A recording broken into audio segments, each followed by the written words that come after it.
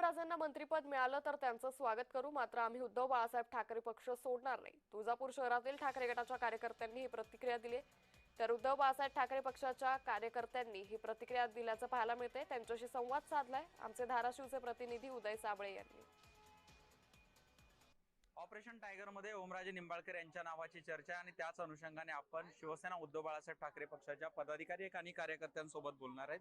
ओमराजे निंबाळकर यांची ऑपरेशन टायगरच्या नावामध्ये चर्चा आहे आणि त्याबद्दल तुम्हाला काय वाटतं? कार्य करत असताना, काम करत असताना सत्तेची बी तेवढीच गरज आहे. आज मला त्यांचं समर्थन बी करता येईना, तर विरोधी करता येईना.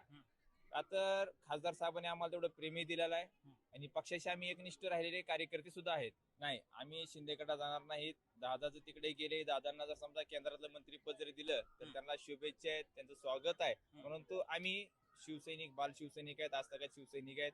आम्ही मातृश्री हिंदू हृदय सम्राट बाळासाहेब ठाकरे यांच्या पक्षाशी आम्ही एकनिष्ठ शिवसैनिक राहणार आहोत. 70% लोक ओमराजे मागे, 30% लोक असतात. आता लोकांच्या तोंडाला हात आपल्याला लावता येत नाही ना.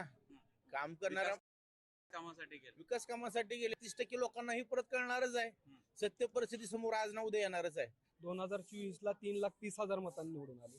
हा लोकांचा जो विश्वास वाढत चाललाय ओमदादांवर, त्या लोकांच्या विश्वासाला तडा न जाऊ देता त्या लोकांचे कामं, त्या शिवसैनिकांची कामं पूर्ण करण्यासाठी आज ओमदादा तर सत्तेत जात असतील तर तुळजापूरकरांचा आणि सर्व शिवसैनिकांचा ओमदादाला पाठिंबा असणार. गोरगरीब जनता ही सर्व दादांच्या पाठीशी उभी आहे. लोकसभेलाही दादांच्या पाठीशी उभी राहणार आहे, भविष्यातही राहणार आहे. उदय साबळे पाटील, जय महाराष्ट्र, तुळजापूर, धाराशिव.